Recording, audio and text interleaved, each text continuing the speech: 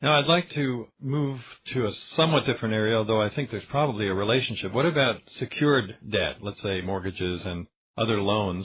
What, if anything, of what we've been discussing applies there, or what are the differences? We've not had much direct success at mortgages, despite the fact that they are so flagrantly criminal in Canada. If you look at your mortgage, there's two different types. The first type is where they state right on the face of it, I, John Smith, being registered as owner of an estate in fee simple of the following lands, and in consideration of the sum of $100,000, the receipt of which is hereby acknowledged. You've got to stop for a second and ask yourself, when I signed that document at the lawyers, when it was signed, witnessed, and notarized, were those statements in fact true? And in fact, they were not true in the majority of cases. In virtually all cases, what you want the so-called loan for is to acquire the property. You're buying a new place. Then you're not the registered owner at the time that you sign the document. And in virtually every case where it's a new mortgage, the bank has not given you any money yet. And in fact, they cannot give you any money yet because they don't have it yet, because your mortgage security instrument is in fact the loan money itself. And in order to be functional as a promissory note or as a bill of exchange under the Bills of Exchange Act, the document must have the appearance of an unconditional promise to pay. And in order to be an unconditional promise to pay, it must appear as though they've already given you the loan so as they can use the security instrument as a receipt. Let me go back just a moment, because there was an important point that you mentioned quickly. The document that you are signing is itself the funding instrument of the loan of the mortgage which you are about to take on. So you have, in fact, through your signature, created the funds which you're about to borrow. That's confusing. Can you explain that a little bit? I was in Kelowna 2 weekends ago, and I was speaking to a fellow who did exactly this. He used his own mortgage to pay for the property. He went out, and he issued a mortgage directly to the vendor of the property, and he purchased it for the mortgage. The mortgage is money on its face. For example, it was about a $200,000 property, and he issued the mortgage directly to the vendor, and it said, I promise to pay the vendor, and secured it by the property. It obligated him at 7% to pay, I think, about $1,400 a month for the next 25 years, so as to call for a total of $420,000 for a $200,000 mortgage. What he's doing is he is hypothecating or pledging his expected future income stream of $420,000 in exchange for the privilege of creating $200,000 today for the purchase of a $200,000 market value property. The document registered at the land registry, it is the money, and when you give that to a bank instead of the vendor, the bank acts as a so-called middleman, as far as you know, but that isn't what really happens. The bank writes down in its own books that it received from you $200,000, and then it issues a new credit to the vendor for $200,000. But that credit that it issues costs it nothing to produce. It's zero, costless provision of credit. And at that moment that you hypothecate your income to that instrument, there is an actual and literal increase in purchasing power of $200,000 in the Canadian economy. So what happens is the bank tricks you into giving it to them as a gift, or on the pretense that it's mere security, when in fact it is the funding instruments. They write on their own books, we received from the so-called borrower $200,000 of money or money equivalent. They don't even make a distinction between it. It's as if you gave them cash. They then issue the credit to the vendor, and at that point, that's where the $200,000 increase in purchasing power, the equity behind it, is taken from your account and put into the bank's own personal account. That's the point at which your equity is scooped. When we say from your account, the promise to pay and the signing of the document creates this new money. So which account is it coming out of? It's creating new present value money. Let's say that you are a steel worker or a millwright or what have you, such that you can expect over the course of your lifetime to make $1 million through 40 years of hard labor. And over that 40-year period, you are now, in this situation that I just described, you're taking $420,000 of that total lifetime capacity, and you are trading it for $200,000 today, and you're bringing it forward to the present from the future. Okay, so it's not really creating money so much as shifting it from one time frame to another. But you don't get credit for that. You have to give it to the bank as a gift, and they get the equitable credit for it. So now in this case where the purchaser wrote the mortgage and gave it directly to the vendor without the bank in between, how is that money or value transferred to the vendor? Well, the vendor receives an account credit from the bank, which they then reassign to somebody else. You've heard the expression, the difference between paying a debt and discharging it? Okay, it's like John owes Tom $100,000, so he says, well, Bob owes me $100,000, so why doesn't Bob just pay Tom? Nothing has been paid. All you've done is to reassign the liability, and that's all the banks ever do, but it's within the frame of reference or the context of a bubble that is ever expanding. Well, no debt is ever paid. It's only reassigned or discharged. Assume that you take $1,000 to the bank and you make a deposit. Okay, the moment you make that deposit, the property interest in the currency, the, say, Federal Reserve notes or the Canadian currency from the Bank of Canada, it passes to the bank. It's now the bank's property. Now, run the same scenario through your mind with $1 million and $1 billion, and that someone in the country inherits $1 billion from somebody outside the country, and they take it down to the bank and make a deposit. Okay, the moment they do so, the bank is $1 billion richer than it was the instant before. Then the bank issues $1 billion credit back to the person who made the deposit. At that point, there is $1 billion increase in the total amount of purchasing power in society. Because what we're constantly confusing is a deposit for what is technically a reposit. You've heard the term repository? Mm-hmm. Okay. As opposed to a depository. With a repository, the property interest in the money stays with the person who makes the reposit. It's like a safety deposit box, which is actually, of course, a safety reposit box. It still remains to be your money. And the cost to you is outstanding. You could virtually eliminate the federal income tax, and all the government has to do is insist that the banks actually have the money that they owe people. The point is that when you go down and you make a deposit and the bank issues a new instrument called an account credit in the same amount, then at that point there is an increase in the money supply, and that's where all this inflation is coming from. Before the deposit, let's say that we're dealing with $1 million. Mm-hmm. You find $1 million in gold or something, or cash even, and you take it down to the bank. Before the deposit, there's $1 million that you own and can spend. Fairly straightforward. After the deposit, relatively speaking, there's $1 million that the bank now owns and can spend if it wants to, and there is $1 million account credit that you own and you can spend if you want to. There has, on its face, been an increase of $1 million in purchasing power supply, and that happens every time a deposit is made. And that is the point at which our system is revealed to be a constructive fraud against equity. The fact that property interest in the real money passes from the depositor to the bank in exchange for a consideration that costs the bank nothing to produce. You fix that problem, you fix the whole world. This raises two questions. You're paying off a mortgage and times are tight and you can't make your payments, and then you're in a situation where if you start missing payments, you could be subject to foreclosure.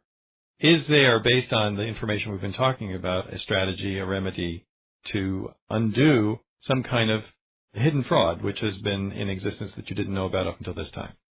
It's essentially the same as it was for the unsecured debt, only you have to go about it in a little bit different way.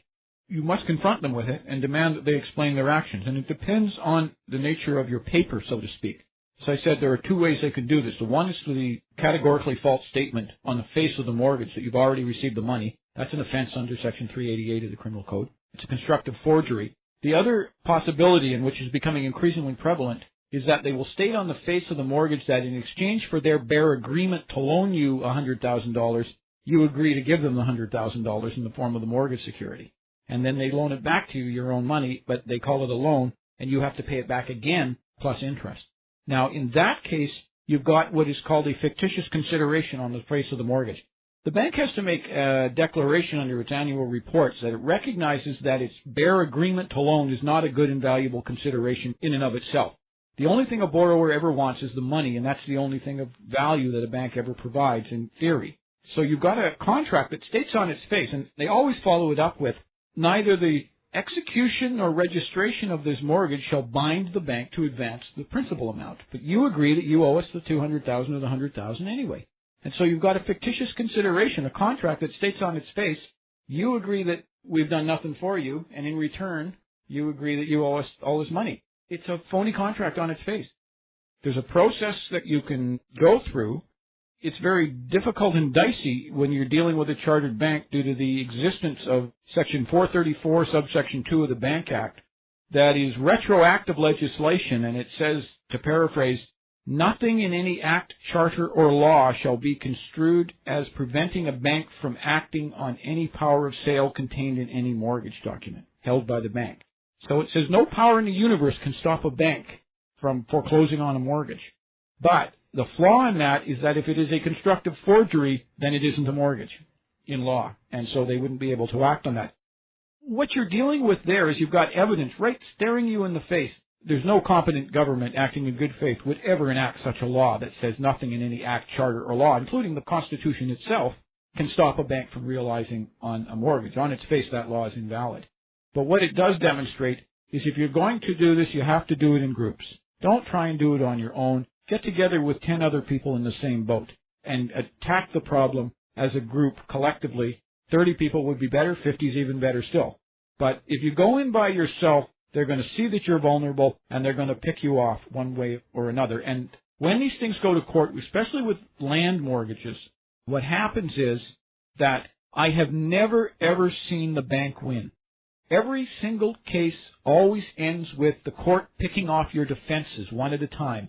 You can't raise this defense, you can't raise this defense, and you can't raise this defense.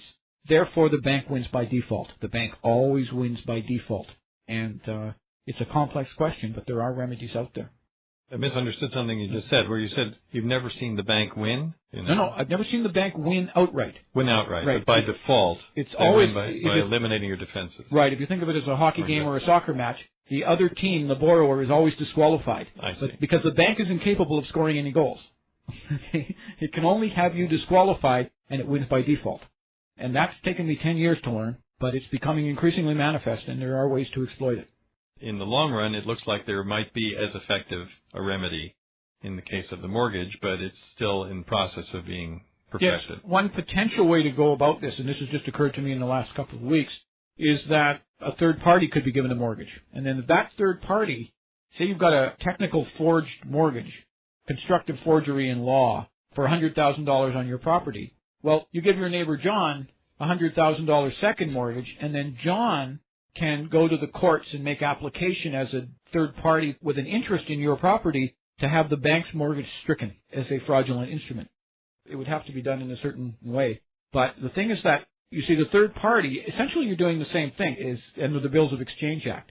The Bills of Exchange Act only deals with commercial paper, who is a holder in due course, and who is entitled to it without notice of defect and all of this other stuff. They don't care about the equities involved. The point is that I have a right to this property. My mortgage is good because it tells the truth. Your mortgage, Mr. Banker, is a constructive forgery because it contains an objectively false statement and a material false statement on its face that you had already given the money when you hadn't. And therefore, I am entitled in equity to have your mortgage stricken and mine put in its stead. That is the process that I'm working on right now. It's a little premature just yet, but in theory, that is the remedy that you're entitled to. To conclude this, what I've learned is that in both secured and unsecured debt, essentially what you're doing is you're holding the banks responsible for the language which they have created on the instruments which they've asked you to sign. So you're not tricking them, you're untricking yourself. Yes, exactly. Essentially, now look at it this way. When you make that false statement on the mortgage that you've already received the money from the bank, who is making that false statement? Is it the banker or is it you? See, it's you that's making the false statement because it's your paper. You are issuing that security as a false receipt for money already had and received. So what the bank is doing technically is requiring that you falsify the documents so that technically your hands are dirty and you can't raise that as an issue when you go to court. So what you have to do is you have to throw everything down on the table and argue equity from the outset. You don't ever want to argue law with these people because the courts have to give you equity if you argue equity. And so there's a way to do that. It sounds real simple here, but you have to know what you're doing and you have to be able to go in and say, I don't care what the mortgage says. This is equity. I want an equitable accounting of this transaction. Who brought the money to the transaction? And in fact, it's the borrower. The bank arrived at the transaction with nothing and walked away with $200,000. So if there is an audit of the equities, the bank will always lose. And if the bank loses the audit of the equities, the courts can't help them because they put nothing into it. They're not entitled to take anything away. We're continuing now to talk with Tim Madden about the economics of the Canadian life. And we're going to look at the history of money and banking and the tax picture so as to give you an opportunity to really become aware of how the money that you use every day works. Canadian money is very nice to look at, but it's controlled by forces which the average person has no awareness of. I think it's best to start from the beginning to show where we're at and then explain how we got here. The big problem, most people do not understand that there's a very solid connection between the banking system and the taxation system.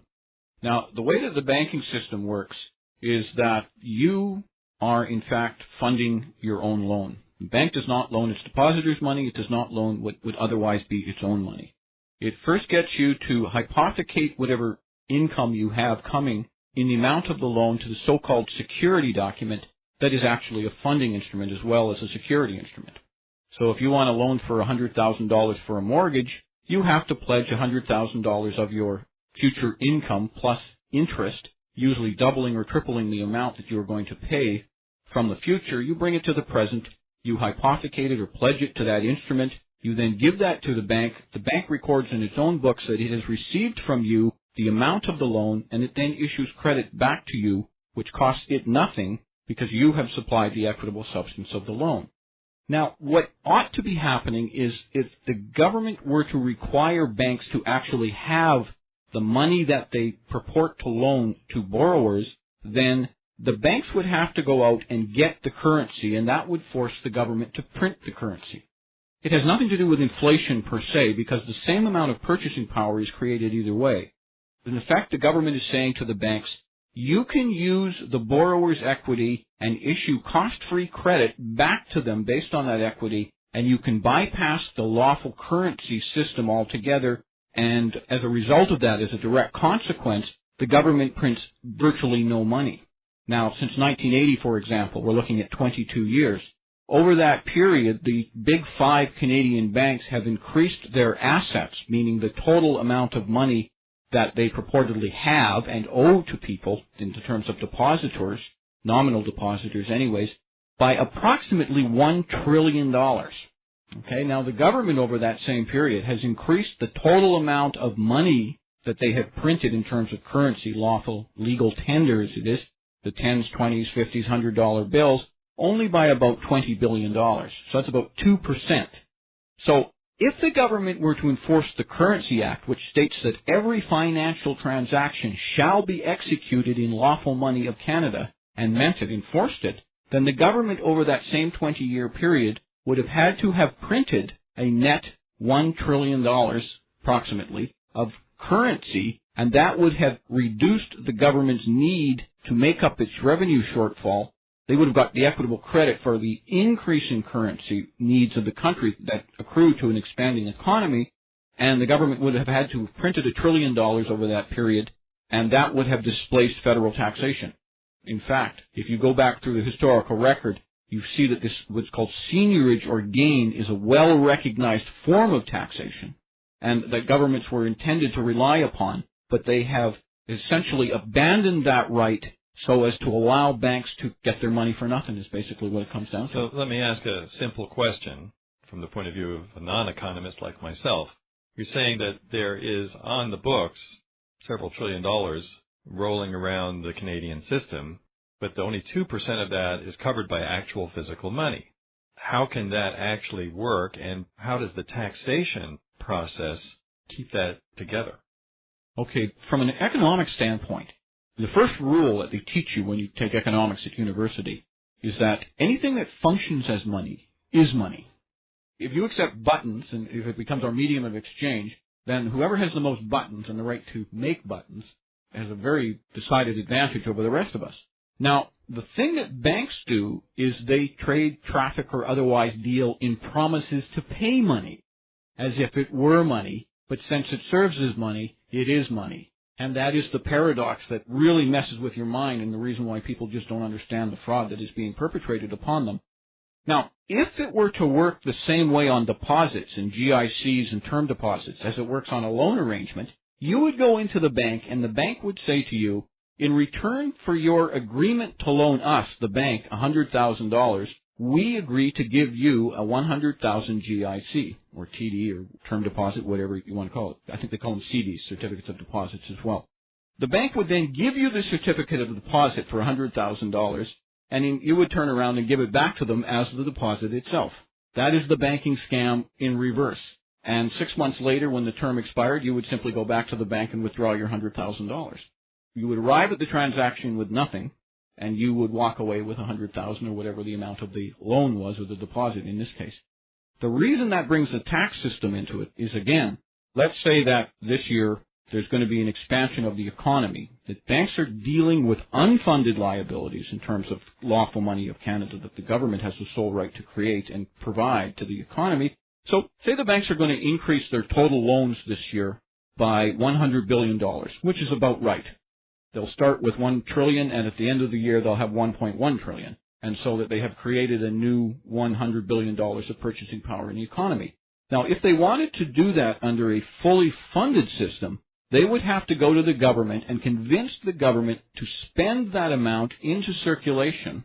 And once they spend it by writing checks against the Bank of Canada, people would bring it to the chartered banks or the other financial institutions. They would make the deposits first, and then the banks could make the loans. But again, they would have to convince the government that they need to spend $100 billion this year, and they need to print the money to do it. The system that we have is the banks are saying, well, we're going to do this for free. We're going to directly monetize the asset we are receiving from the borrower, the alleged borrower, under the pretense of security, and you're going to allow us to bypass, to do it without having the reserves, the currency at the Bank of Canada to back up our obligations to the depositors who then bring the purchasing power back to the institutions and apparently deposit it, but in fact, there is no money there. So what are the negative consequences of that situation? The fact that there is no money there and that this is all generating more and more paper, not instruments of currency, but simply records of transactions. What are the negative consequences to the economy and to the individual, and how would that be changed or corrected if the government actually printed that money? Well, if the government were to print the money, for example, the federal government of Canada has a total of $150 billion, more or less, in expenditures every year that they're spending on, pension checks and health care, whatever. They write total checks for $150 billion. Now, $50 billion of that is interest payments that have built up. See, had they been doing this since 1975, say, or 1980, we would use the same frame of reference, then they wouldn't have had to borrow the money every year to get the so-called deficit or budget shortfall. They could just print it. The immediate reaction, people have been conditioned to think, oh, there's price inflation, the government's printing money. But the economy is expanding anyway, and it is solely a question of whether the banks are going to do it for free or whether the government is going to print the money and gain the senior richer gain from that, the equitable benefit. In terms of the larger effect on the economy, what I studied over the years is the sort of exploitation of these alleged borrowers systemically by the large institutions. And they have a word for it. It's called being on the wheel. Once they've got you under their thumb, once you owe them $100,000 plus interest at 10%, at the end of the year, where does the 10% for interest come from if the government isn't printing any money? Well, the short answer is it doesn't exist and it cannot exist, and you have fallen into what they refer to as a debt trap. You are on the wheel and you can never get out of it. For example, why do you think when the rate of interest is 3%, bankruptcies are 3%? The rate of interest generally goes up to 10%, bankruptcies increase to 10%. 25%, 25%. There's a one-to-one relationship, and it is precisely because it's a game of musical chairs. And when the music stops at the end of the year, and interest rates are 10%, there's 10% more debt obligations at the end of the year than there was at the beginning of the year. There is no money to pay those, so 10% of the players have to drop out of the game. That's very clear. That's a good example, because if there's not enough money in the supply, and yet the interest is building up over time, then the percentage of missing money is the percentage of players that are going to not have a seat and are going to have to drop out of the game. I know that in the United States, the whole system that affects us in a similar way started with the establishment of the Federal Reserve, and I also know that within a very short time, a few weeks or a few months, coincidentally in Canada, a very similar entity was created. Can you tell us a little bit about that historical moment and what the implications are and how it could be that just coincidentally in Canada at the same time as in the United States, a whole different system of national banking was established? You're talking about 1913. And in 1913, you had the establishment of the Banking Act in Canada. And I think it was the Canadian Bankers Association was established at that time as well. Now, what you have to understand is that the Canadian Bankers Association Act is recognized from its inception as being legitimization of banks colluding against the public. Prior to 1913, what was the situation? If you go back to, say, the mid-1800s, banks had to have 50% of the money that they owed people in cash at the Bank of Canada, or the equivalent. There was no Bank of Canada at that time. But they had to have in their own vaults 50% reserve ratios. And what that meant is that if you signed a mortgage for, say, $100,000 back in the 1800s, the bank would have to go out and somehow find 50,000 of it to put in its own vault. It could only use half of the value you gave it to kick back to you as a loan. Now, over the years, that has been whittled down and whittled down and whittled down, and it went to 25%, I think, in 1913. It was at 20% for the longest time, and then 8%, and then 5%, and now it's 0. They don't have to have any actual reserve. You may notice that the banks are making it increasingly difficult to function with cash. You must have their cards, and in fact, debit cards, credit cards, whatever it is, they treat money as if it were dirty or something like that. And in fact, there's even rumors going around, they're planting them in the newspapers, that their currency is infected with various diseases. And it's just to erode public confidence. Now, I just finished analyzing a business in Kelowna, and they've got a throughput of about $1 million a year. But no matter what type of instrument this individual deposits into his business account, he is charged a fee. He's charged a fee if he deposits checks, 3% if he deposits Visa and MasterCard slips, and there is a cash deposit fee. I think it's 1/4 of 1%. So it costs you $2.50 to deposit $1,000 in cash. And a check is a 50-cent fee. There's nothing you can do in terms of a deposit that they do not charge you a fee for. And remember, what you're doing is you are making a gift of it to them. When you make a deposit, property interest in the money changes hands. So what they are in fact doing is you are giving them $1,000 in cash in exchange for an account credit that costs them nothing to provide, and they're charging you $250 as a fee for the privilege of giving them a gift. There's something wrong with this picture. Very clearly. Why are people willing to go along with this or unaware of it? How do they manage to explain that or keep people subservient to it? Just to use the same example, this is at the Royal Bank of Canada, and it's a business loan. And they were going to loan him $1.1 million as an operating loan for his business, but in return, he had to give them $2 million worth of security instruments so that they got double coverage for their so-called loan, and they used that paper, kicked it right back to them, and they charged him an upfront fee of $10,000 for the privilege. They called it a loan arrangement fee. Okay, now, on the back of that, the very last clause of this long contract says, you agree that this is privileged information and you will not discuss these terms or this offer with any other entity out there in society except your lawyer or your accountants. See, what they do is they isolate you and they treat the information as privileged because there are so many criminal provisions in this contract that they don't want you going to your neighbor and comparing notes, so to speak. It's all coordinated through the Canadian Bankers Association. Under the United States system, it's the Federal Reserve laws and the same thing, but it's all the same scam.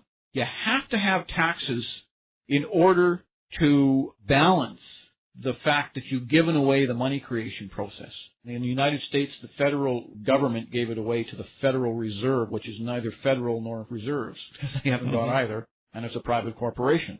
In Canada, you've got 5 major private corporations called chartered banks, the Big Five, and these entities have been surreptitiously given the right to effectively scoop the government's gain or seigniorage on the creation of money in our society. Now, the U.S. Constitution stipulates quite clearly that lawful money is gold and silver. Is there a comparable document in the Canadian system? We have what's called the Currency Act. It says certain coins and notes, but I'm not aware of any specific parallel in the Canadian system, and it is notable by its absence. We used to, up until I think it was 1938, when they got rid of the specific gold content requirement. It's easy to see why this is so important. In 1973 or 74, the United States went off the gold standard. And you may recall that. It was a big hullabaloo at the time. Now, the reason they did so was because the official price of gold was pegged at $35 an ounce U.S. And at that time, there was a 4-to-1 ratio out there. The Federal Reserve System is the sort of currency printer to the world. They found that they could just print money and export it to buy goods and services overseas, and the money would never come back into the United States because the people would keep it overseas and use it as their own currency. So there was this constant river of notes going offshore from the United States, and by 1974 it had reached a 4-to-1 ratio. In order for the actual number of notes in circulation to be redeemed for gold, the price of gold would have had to have been $140 an ounce. Based on the gold reserves that the United States based on exactly. Now, by 1995, according to the Institute for the Return of the Gold Standard or something like that, it's an outfit out of Ottawa, they said that as of 1995, in order to redeem the total number of notes in circulation, the price of gold would have had to have been $45,000 an ounce. Okay? So that's the kind of hyperinflation we are in fact living under. It's just incredible.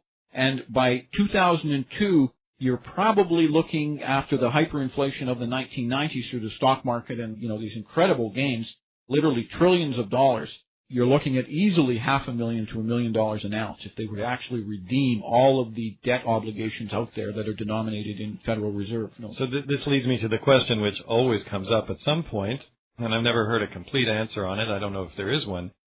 Is there any sense at all, given that situation which you described, on considering going back to the gold standard, gold and silver as being the base for the money, or is it so far out of balance that one has to really start fresh?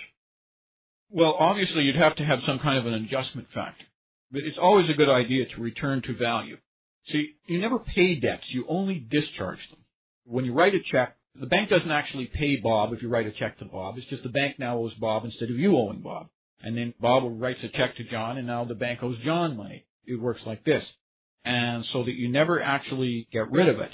Now, even when you're paying in currency in Canada, you're not really paying in substance, gold and silver. You're saying, okay, now the government of Canada owes you $20 or $100 or whatever sort of a note you get from the Bank of Canada.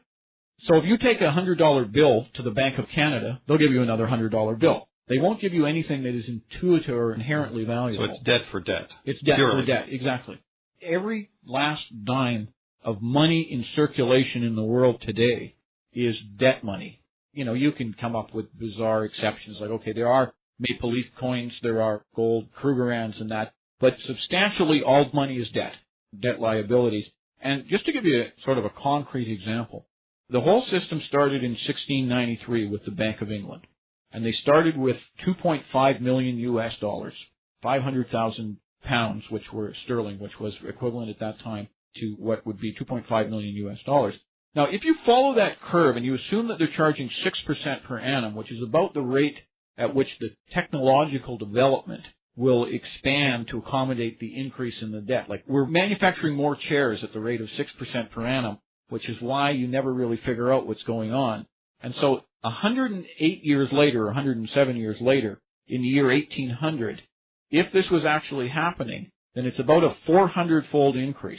And if you actually plot this, it's true, it works out. There would be approximately $2 billion worth of total debt obligations as of the year 1800. And in fact, that's what actually was the case.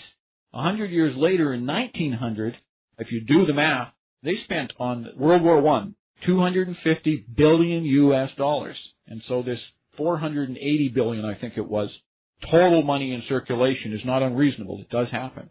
If that mathematical function has continued as it has at 6% to the year 2000, then there will be out there $166 trillion worth of debt. Now, based on $166 trillion of debt, if you assume that the interest is accruing at 6% per annum, then we collectively around the world, just in order to keep the debt from getting any larger tomorrow, to satisfy today's interest obligation, we have to produce from scratch and deliver to the banking system 2 million automobiles worth $20,000 apiece. Okay? And just to give you an idea, the whole global output of automobiles and light trucks is about 35 million units a year. And we have to come up with 2 million new ones a day just to pay the interest and to keep it from getting any larger. If, in fact, as is the case, the wheels fell off the 6% wagon in 1974 when they removed the gold standard. Remember, we're always digging new gold under the ground, too, and it never really disappears. And so if the creation of purchasing power through the monetization of paper and assets, the way that it's been going on since 1974, has in fact been 20% per annum, which is what I suspect. I think it's about 23, but let's just say it's 20. Then the total amount of debt money out there is not $166 trillion. It is $5 quadrillion. That's 5,000 trillions. Just do the math and figure out how many automobiles we have to deliver a day. The entire global output of light trucks and cars, 35 million units, we have to build from scratch every day in order to pay the interest obligation on that amount of debt. In other words, it is unthinkable and impossible. Precisely.